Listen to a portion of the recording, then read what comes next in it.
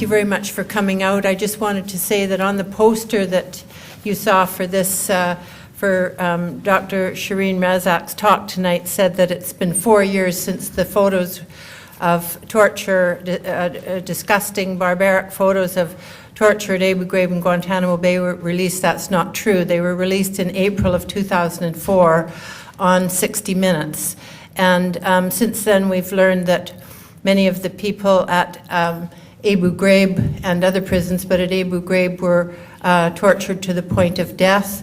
There haven't been any officers convicted. Nobody's been charged with torture. Because of the photos that were released, there was 11 people, Lindy England and Mr. Charles Grainer and so on, who were convicted of various things, misdemeanors, and sentenced to everything from discharges to 10 years in prison. And but essentially there's been nobody held accountable, notwithstanding the 5.5 years that has passed.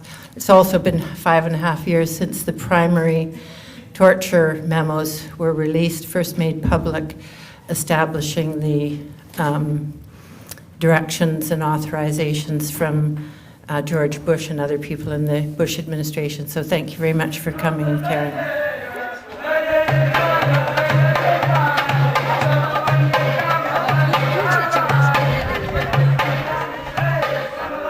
Tonight I want to talk about how Abu Ghraib is remembered. And I particularly want to talk about it now, 5.5 years later, because with the election of Obama, there is a lot of talk that we're possibly in a post-torture era, and maybe all the terrible things that happened under George Bush will now stop. And there's a lot of, Obama himself has announced that America does not torture. So, although I will focus tonight on what might sound like an American story, I want to point out two things about that. One is that we are all in the American story in this age of empire. But the second thing is that we have a Canadian story that closely corresponds. And that's kind of the second installment on this piece of research. So, you know, we have our tortured populations. And although we say we have not participated directly in torture, I leave it up to you to think about the morality of facilitating torture, or making it possible, or knowing about it and not doing anything about it. So we have Maher Arar, Al-Mati, Al-Malki, Abu Razack, you know, we have a list. Currently, for instance, last week's newspaper promoted that, you know, we have known about the prisoner exchanges in Afghanistan where people were tortured. So the story of torture is ours very intimately as a nation, but I won't be talking about that tonight. But it bears thinking that what we have seen in Canada in the last few years is a very persistent abandonment of racialized Canadians. There's a long list of people either abandoned in Kenya and can't come home because they can't prove their identities, abandoned in Sudan where they're tortured, and so on and so on. We have a very long list of those people. And I think it is important to connect torture, which is after all sort of a dramatic instance of abandonment, to all these other moments of abandonment, many of which involve torture. So that's interesting. Finally, just as a preliminary, for many of us in this room, when we saw those pictures at Abu Ghraib, we saw possibly our brothers, our fathers, our sons. And the impetus for me wanting to talk about this is that I think that narratives about torture tell us something about which lives are considered worthwhile lives, whose lives are considered important. What is the function of marking certain bodies as lives that are less important? And I want to stress that for those of us that noticed the resemblance between who was being tortured at Abu Ghraib and our brothers, cousins, and so on, it is not just a racial resemblance that is at issue. For many of us, what we noticed is that we were all getting put into a moral category and it was not a good place to be. So in this post-torture age, as was said in the introduction, no one above the rank of sergeant has yet been punished. So we need to think seriously about that. Can we actually be post-torture if there is so little accountability for torture? And more importantly, can we be post-torture if we're not post-empire?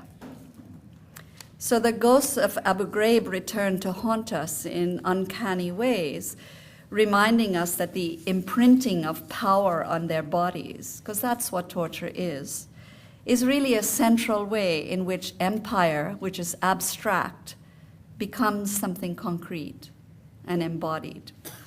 So this reflection on 4 years since, 5 years since, really began for me when I thought about how do you recognize empire operating in talk about torture. And you recognize empire wherever you hear that a superior civilization is forced to defend its values from barbarians through annihilating them, torturing them, etc.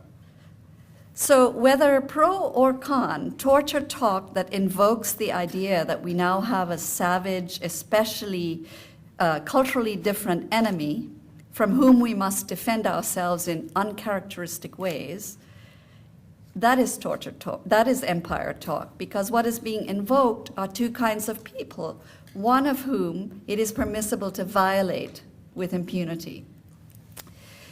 Again, people who study colonialism have reminded us of this a long time ago. Michael Tosick says, really what lies at the heart of a contest that is imagined as one between savagery and civility? What that is race. It's a racial divide, two levels of humanity. I also need to say at the outset that obviously I'm not following the line of thinking that considers torture to have some kind of instrumental value, that people torture because they want information, for instance.